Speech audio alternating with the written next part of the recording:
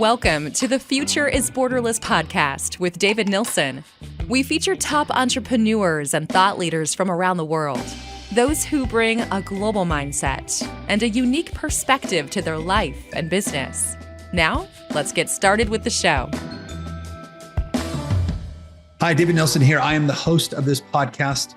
On the Future is Borderless, we connect with business leaders from around the world who have what I like to refer to as a borderless mindset. And the purpose of the podcast is to share ideas, new innovations, best practices, things that'll help us grow both personally and professionally, and ultimately thrive in a rapidly changing world. Now, this episode is brought to you by Doxa Talent. Doxa helps businesses to source full-time, highly skilled workers from all over the world. And as a result, these companies can scale faster, increase margin, and improve culture. And they provide everything from accountants, sales development reps, virtual assistants, and even software engineers to publicly traded companies and even local small businesses. So if you want to learn how to grow your business with offshore talent, simply visit doxatalent.com. All right, well, I'm really excited for today's episode today. My guest is Shannon Swift. She is the CEO of Swift HR Solutions. And Swift HR specializes in offering HR talent and leadership services to mid-stage, or so I should say early to mid-stage companies. And after investing about 20 years of her life in HR and executive roles within healthcare and life sciences, technology companies, Shannon started her own business in 2004. She's an active member of the Entrepreneurs Organization, or EO, which we've talked a lot about here on the podcast, and has actually served as the EO Seattle president.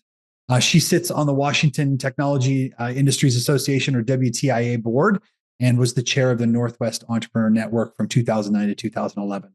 I should also note that she's been recognized for her work and was awarded the Best Service Provider to Startups by Seattle 2.0 and was named one of the top 100 women in Seattle tech by TechFlash in 2009. She also speaks on a tremendous number of topics around various human resources and talent topics. So with that, Shannon, welcome to the show. Hi, thank you, David. It's great to be here.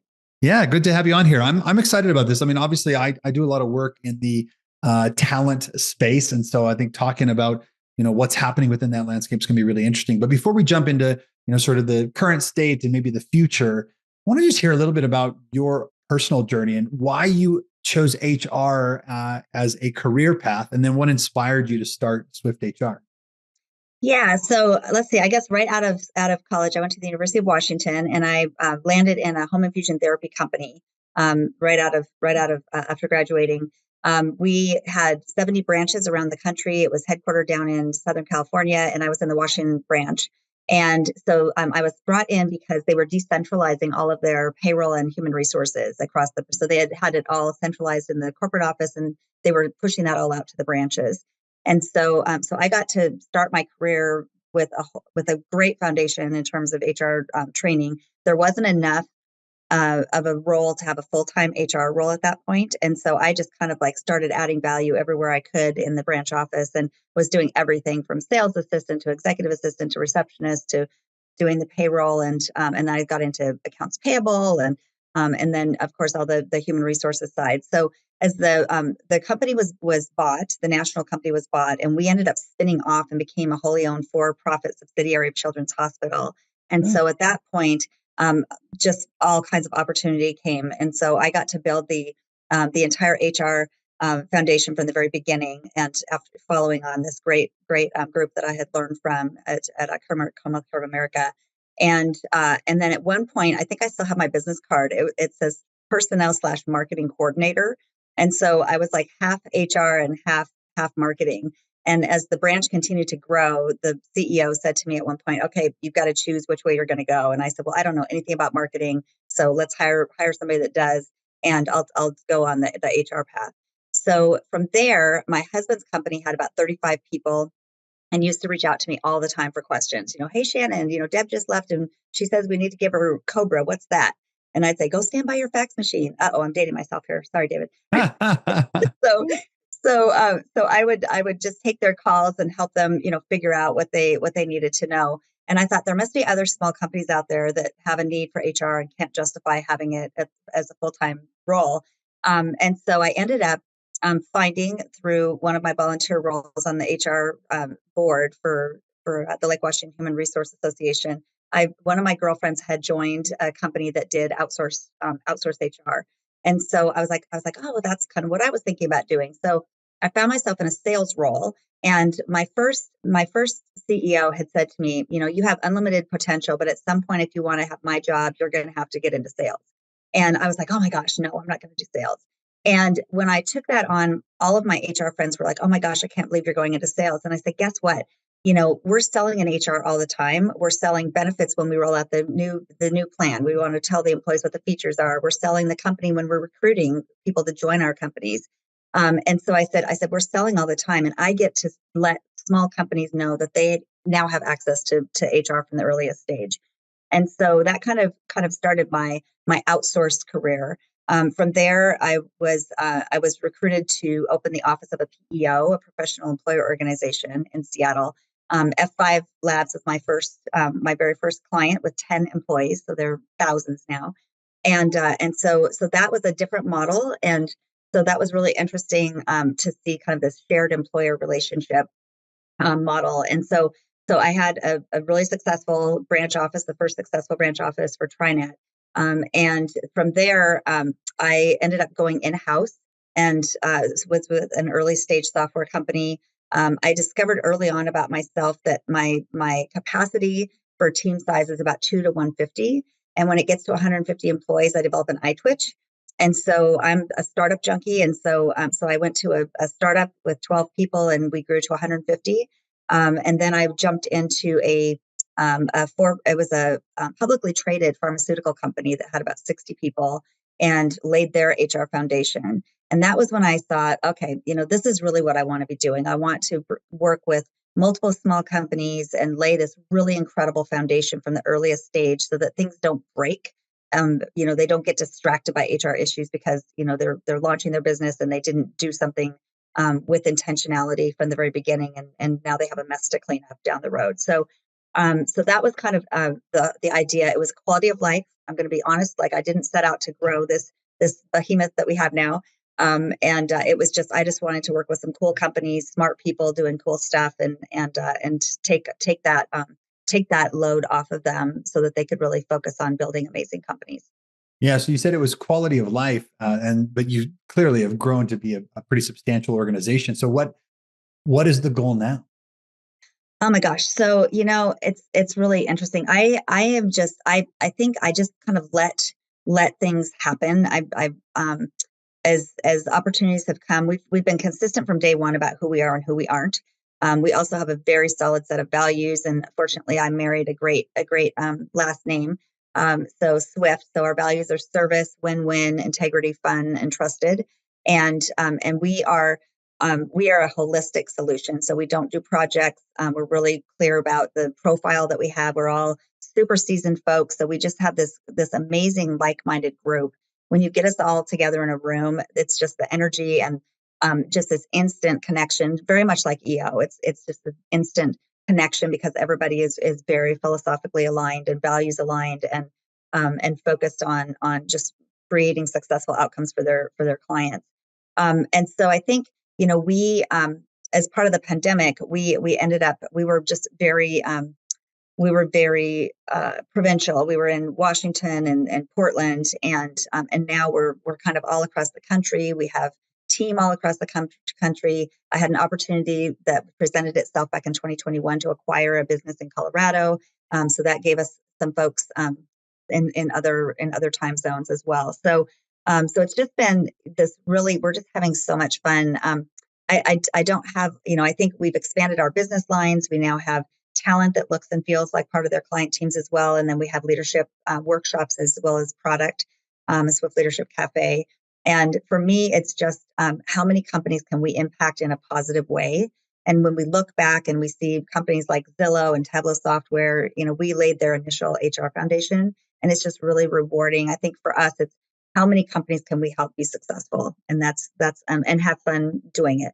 That's exciting. I mean, Zillow, obviously, most people would know what that name is. The Hellas is also a massive organization now. But you said earlier that you guys really specialize on that early to mid stage company. Are there common issues that those companies are dealing with that you guys try and help solve for? I mean, have you seen some commonalities between those? Oh, absolutely. And I think, there's also trends, and so things have, over the years we see different issues coming up. I mean, AI is a big one right now, mental health. But I think in terms of the earliest stage, it's really setting foundations for intentionality. And, I coach entrepreneurs that, before you even start hiring, think about who you are as a company and who you aren't. So what are your values? And you want to make sure that you're hiring to those, and hiring people that can bring their whole self to their business. Um, and then philosophies around, what are our philosophies around compensation and benefits? And part of that will be the demographic that we're trying to attract. Part of it will just be what we're able to do. I know, Microsoft, for example, had a philosophy to be, 20% below market on compensation on salary, for, gosh, probably the first 20 years that they were around, but they made up for it with having generous stock options. And so and then you shift over time. The stock options aren't as much of an attractant over time, and so then your salaries start coming up. But I think being intentional about, where do we want to position ourselves relative to the rest of the world with regard to hiring and benefits and compensation, and then really having those philosophies drive the business decisions that for anything that touches the team. Yeah. How has that shifted? I mean, it's funny. We're sitting at a time, I mean, obviously at the time of this recording, we're in 2023. We're, depending on who you talk to, we've come out of a pandemic or global pandemic. And now, there's a talent shortage. There's this debate between, am I in an office? Am I out of an office? Am I in a hybrid environment? Like, how has the pandemic changed the landscape for your early stage clients? And what are you advising them to do about it? It's really opened up so much. And I think, for startup companies that were very geographically constrained, competing with the big guys to get talent, has now shifted completely. I mean, it's like, we can have employees anywhere. And I think a lot of progressive, forward thinking entrepreneurs and leaders have shifted as well. And I'll use Rich Barton at Zillow as an example. When I worked with him back in the early days of Zillow, it was just critical to him that everybody was in the office. And we had a headquarters in downtown Seattle, and that's where everybody needed to be. And fast forward to the pandemic times, and he was like, "Oh my gosh, 90% of Zillow never has to come back to the office if they don't want to." And so I think that companies that were able to really adapt and use technology, and it takes a lot of creativity to find different ways to work together and to create that social bond that you want to have across your team, so that they're really effective together and enjoy working together. So it takes a lot more creativity and thought, but to set people up to be successful that way. But I think what I'm seeing is an opening of opportunity across. We can have people wherever we want to have them, and we're not constrained anymore to kind of this space that we're having, this one spot. Yeah. It's funny. I mean, Doxa was actually started as a fully remote operation, but my previous company, Guidance Financial, used to be in an office. And I remember one time about a decade and a half ago, we decided to make a policy shift where they could wear jeans on a Friday. Right. And that was like we were giving them a gift. And so it's funny how the world has shifted so much. But I was just curious to see sort of how you were viewing that in terms of, your clients and what have you. Yeah, and a Um, lot of our clients have gone the hybrid model. I mean, there's one company that we work with that even before the pandemic, they said, people should be in the office Monday, Wednesday, Friday. And then, everybody was working remotely, and now they're back to, okay, just Mondays and Wednesdays. So people are back to Monday, Wednesday in the office. But what happened was, during the pandemic, a lot of employees ended up moving away. And yeah. so they're like, okay, we're not going to let these guys go. So they've created opportunities to bring people in periodically, but those folks are always remote. And so again, I think it just comes back to being able to be flexible and do what makes sense. But yeah, I see the most successful are companies that are willing to be flexible and go where their employees need them to be. Some people want to be in the office, and they need to be in an office to be effective. So creating that environment where people have a choice is really the setting up the best successful outcome.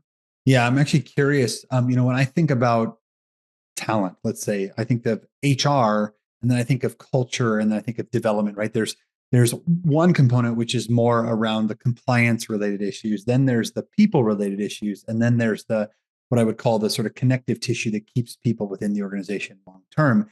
Do you guys advise across those sort of three categories as I've said them? I mean, you might define them differently, but where is your niche? Yeah, and I think it's a really great question. So, and I kind of slice and dice HR a couple of different ways. So, one is the transactional side versus the strategic side.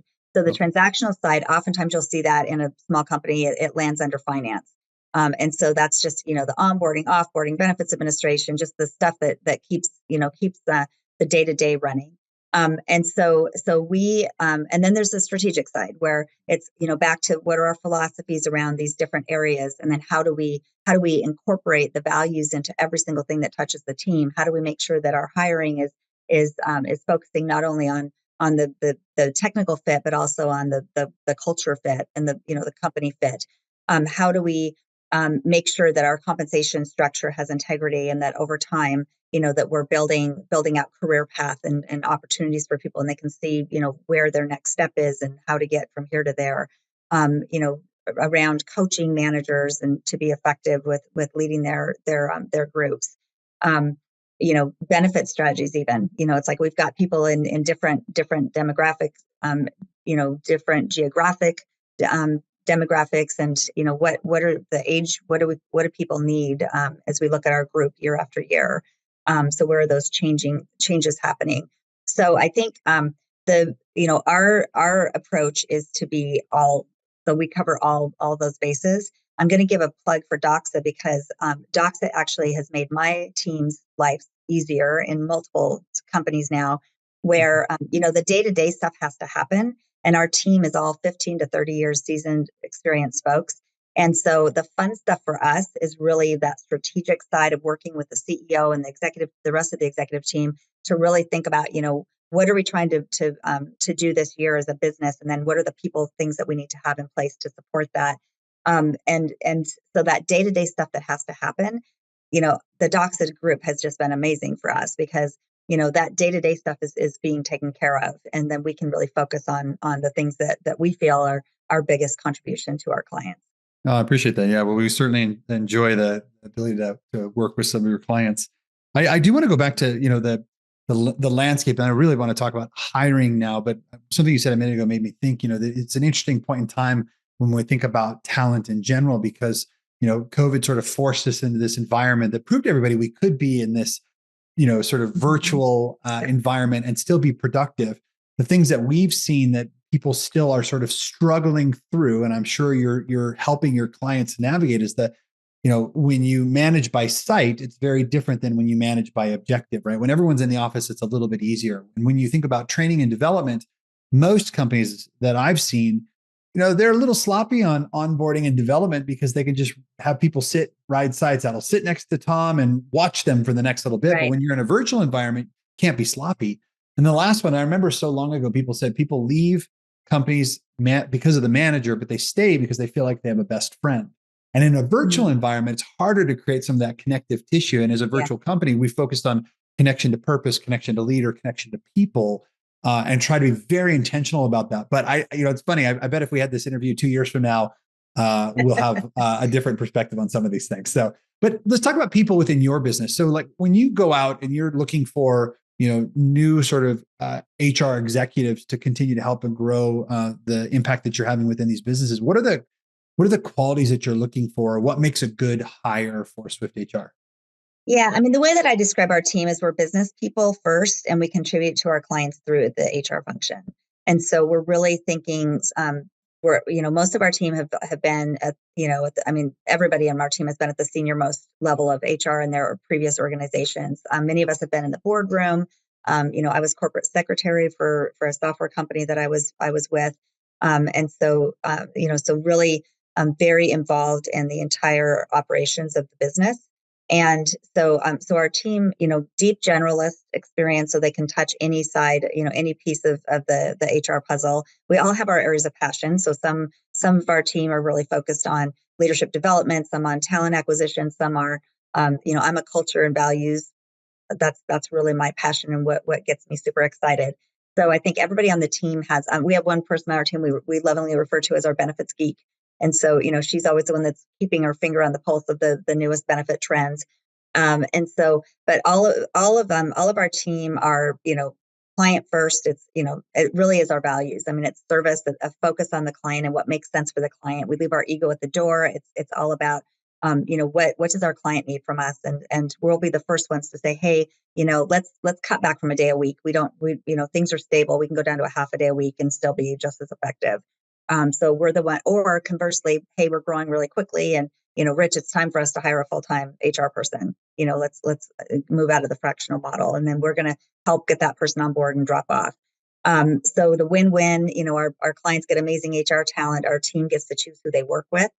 The integrity. So our team is, very predictable. It's like, what would Karina do? What would Deanna do? It's like people know what to predict from behavior from us for any situation. And then the big one for us is fun. That's the F in Swift. We have fun with HR. We are the ones that usually bring levity. We're serious about providing great service, but we don't take ourselves too seriously, and we bring a lot of energy and fun to the HR function. Yeah. And then the trust. So our team, has to be credible, and they've got to know their stuff, and they've got to be instantly credible and be able to build rapport quickly. As we're typically on site, a dedicated. And when I say on site, we might be on site like this, but our dedicated time is pretty focused, and we have to quickly build those relationships. So that's kind of our team. It's, they can do anything, but they they're all about setting their clients up for success. Yeah, I love the distinction you made earlier between transactional and transformational or strategic, maybe, as I think you said. And I like that differentiation, because we recently had an attorney on the show, Michelle Baumberger, who's sort of trying to do something similar. It's like, stop thinking about legal as a transaction in crisis, but actually something to be very strategic to grow the business. I mean, obviously, an early investment in how you think about culture and talent will help set an organization up for success. So I think that makes a ton of sense. Yeah, and we partner with the finance head. We partner with the marketing, because it's all about, marketing. It's the external brand, and HR is the internal brand, and we partner with legal for sure, to make sure that it's like, okay, we need to be doing what makes sense for the company, but we need to understand what the impact is for decisions that we're making. So definitely partnering with all of those levels. Yeah. I want to ask a question about sort of you now personally, and that is, obviously you have this organization that you're running, but you also are spending a lot of time giving time to the Entrepreneurs Organization, the WTIA. I think NWEN was another one that I mentioned in your bio. Like, how do you balance running a business, spending time with your clients, and also giving back? Yeah, I think the essence service, the value of service for me. I grew up in the National Park Service, and so my front door literally was in the Claylock Ranger Station, and we had 1 million visitors that came through from all over the world every year, and so we all were expected to be of service to tourists that came. So my dad, the National Park Ranger, might not be around, and if somebody needed help, we were there. So I grew up with this service mindset. And so throughout my career, I mean, going back to the early 90s, when I first started volunteering with the Human Resource Association. So the Society for Human Resource Management is the global HR organization. And so I was in the local chapter, like Washington. And so we put on a conference, and that was my first volunteer role. And then I found myself on the board, and I was on the board for 10 years. I was chapter president of that organization in 1999 and member of the year in 2002. And so that was really kind of, I've always had the volunteer service focus. And so it's just been part of my career. So from there, when I started Swift, I joined the Northwest Entrepreneur Network, and I was immediately on the board of that. And I ran that as chair for 2 years. So working with just supporting the entrepreneurial community in Seattle. And then of course I joined EO in 2011, and really to become a better leader of my organization as we were growing. And then just automatically, as soon as I was moderator, then I just kind of got pulled into continuing my path of leadership with EO. And so I think throughout my entire career, there's always been a component of service, and that's really important to me is to give back. And and the same time, it really just feeds me and continues to add to I'm just growing all the time. Um, I will say with regard to the balancing the business, when I was chapter president, looking ahead at the folks in front of me, and I was like, how are you running your business? And Chuck Bender was the one that said, oh no, you can't run your business. And so it really helped kind of provide a forcing factor for me to get myself out of the day to day. And so if we kind of go back to that transactional versus strategic, I was doing a lot of transactional stuff. And so everything I was doing, I would say, okay, who else could be doing this? And I started like everything I was doing, I would stop and write it down and say, okay, who else could do this? And I started lobbing stuff off to my team, which was fun for them. So they got to do more and they got to grow. And then I got to really change my role in my own organization. So for me, it's always have had the service side, and that continues to the service feeds and grows me as well. Yeah, that's good. I'm a big fan of catalytic mechanisms, forcing functions to push us out of our comfort zone. So Yeah. it sounds like that worked for you. Let's talk about where the industry, and I say that in terms of like HR and talent management, where's the industry going in the next, call it 5 to 10 years? What are some of the trends that you're sort of keeping an eye on, and like, what's the role that Swift is going to play in all that? Yeah, let's see. Some of the trends, if I had to pull out some buckets, I would say, benefits is a big one. Just the types of benefits that companies are looking at. I mean, it's everything from, mental health is a huge area right now. How can we help? And especially in this environment, we've got people who haven't really had an opportunity in their career because they're so early in their career to have even had that full office environment experience. And now, they're trying to figure out how to work in a team. There's a lot of stress, a lot of anxiety, and so helping with the mental health. I would say other creative benefits are things around like fertility, transgender inclusion, financial stability. Companies helping. We have a client called Secure that's helping employees to build up financial reserves for emergencies. And so really, I think that there's a lot of fun stuff happening on the benefits side. So that's one trend. Another trend is artificial intelligence. People being able to do more and more of their role with assistance. And so I think that there's going to be, I think 2 years from now, if you and I are having this conversation, that's going to be, we're going to have seen huge transformation in that area. Let's see, another area. Let's see. I mean, obviously, just the remote work, right? It's like it's getting better and better at setting people up to be successful working in this kind of an environment. Um, and I think global, using global resources.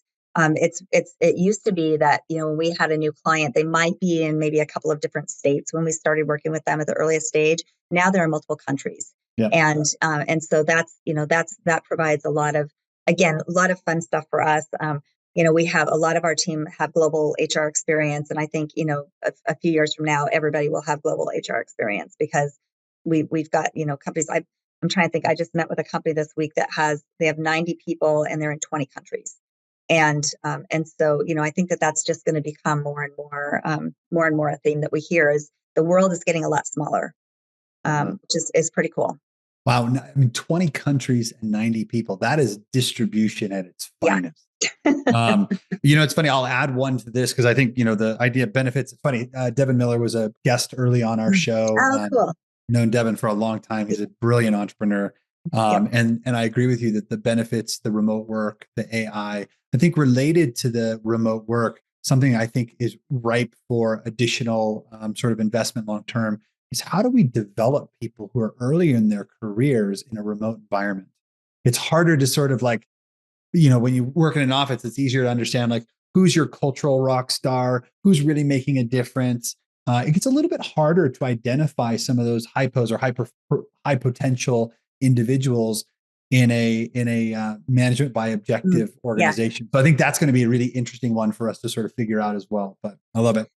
Yeah, I think communication though comes out of that. It's who's able to effectively influence and really, get their ideas in this environment. I think those, those skills are definitely the ones that are going to become the leaders. The people that are influencing and getting their voices, connecting people. Those are skills that are going to be more and more important in this kind of an environment. I actually really appreciate that. I've never really thought about it from that perspective, but communication training is going to be really Yeah. important. And it's funny because I work with people all over the world, and in a lot of cultures where there's tremendous respect for the hierarchy within an organization, and so oftentimes you have to really pull that out of people. But I think that's a really helpful distinction, even for me, to think, how do I help enable more of that? It's something we're conscious of already, but I think that's a very important point for anybody who works with global talent, whether, Yeah. regardless of how you do that. I think that's something to consider. Shannon, I know we're getting close to the end of our time together. I have a couple last questions for you. One, I always love to just talk to entrepreneurs about failure, because I think, from the outside, entrepreneurship can look, I should say, very exciting and sexy. But the reality is that there's a lot that happens under the hood that people don't see. When I think about some of my biggest failures, I always think back to 2008, fairly young entrepreneur, didn't have a real blueprint for dealing with crisis. And although I think we did the best we could, and we obviously survived that, when the pandemic hit, I was much better equipped because of my previous failures. And so I'm just curious, like, from that frame, what is something that has happened in your life or your experience where, you took some welts maybe from that experience, but it's helped you come out the other side better? The first one I'm thinking of is just, it's a very current one. And so it's like the first thing that popped into my head. So we have we've been really fortunate to be a referral only business. From 6 weeks before we started, I had my first client reach out and say, "Hey, heard you're hanging your shingle and I need help. And here's what here's the model I think you should do." So I was just incredibly fortunate to get started, with a paying customer before I had a logo or a website or anything. But because we've been such a referral based organization over time. It's now 10 years. I'm embarrassed. 10 years ago, we created this product, and I just thought, oh, this thing is just going to sell because this is, everything just kind of happens for us. And so I didn't put enough focus and attention on the marketing side. And so, here I am this much later, and I'm finally getting a marketing effort around this, and it's our Swift Leadership Cafe product, and it's a leadership development, leader led. So we train somebody inside of an organization to train their team on leadership development topics, and so they're all done within an hour. They can do it on any schedule. If you've got shifts, you can do it. And people around the globe, you can do it on your own time schedule. And there's now 21 different topics that we have. So we've been adding 1 to 2 per year, but I haven't cracked the nut on how to actually get it out to the masses. And so the failure that I have is that I didn't do it fast enough. I didn't give it enough serious attention fast enough. And so I'm kind of paying for that now, but it's kind of like giving a good effort now. I think as I look over my time with Swift, that's been kind of a trend, is that I don't do things quickly enough. And I remember, one of my forum mates years ago, we were kind of mapping out where we were spending our time. And I was doing my own accounting. For 10 years, I did my own accounting.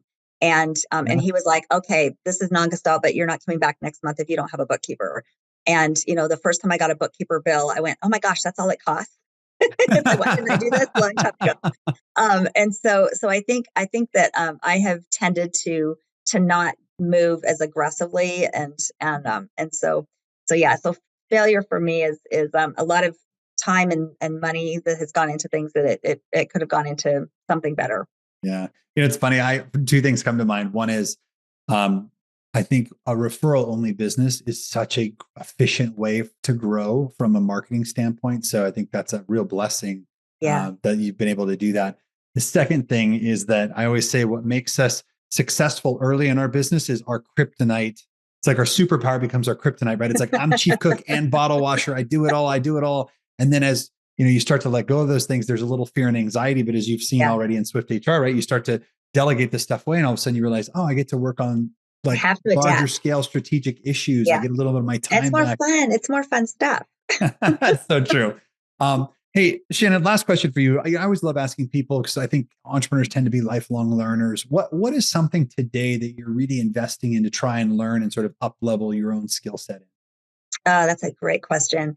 I'm really kind of diving into different tools, different artificial intelligence, and just different tools that are going to help set the workforce up for this next journey that we're jumping into. And it's everything from tools around how do we something you alluded to earlier is how are we developing people when we're in a remote environment, and how are we identifying those stars. So I think that there are tools around just bringing our teams along. Knowledge workers. Things are changing so quickly. You can't really even hire for today. You have to hire for adaptability for tomorrow, and people that just want to learn and grow. And so I'm really interested in anything to do with technologies that are helping us work remotely, that are helping us work smarter, that are helping us learn and grow and develop our people regardless of where they are. All right. Well, I think we'll leave it there. We've been listening to Shannon Swift, the CEO of Swift HR Solutions, and I've thoroughly enjoyed the time today. Shannon, where can people go to learn more about the work that you're doing? So our website is www.swifthrsolutions.com. And then the Swift Leadership Cafe, which is our leader-led program, is swiftleadershipcafe.com. It has its own site, but you can get there from our regular site as well. But those are the two places. So yeah, and we'll get those into the show notes so that any of the people that are looking at this later will be able to see that. But thanks again for being on the show today. Great talking with you, David. Thank you for having me. Thank you for listening to the Future is Borderless podcast with David Nilsson. Be sure to click subscribe to future episodes so you can hear from more top entrepreneurs and thought leaders. And we'll see you again next time.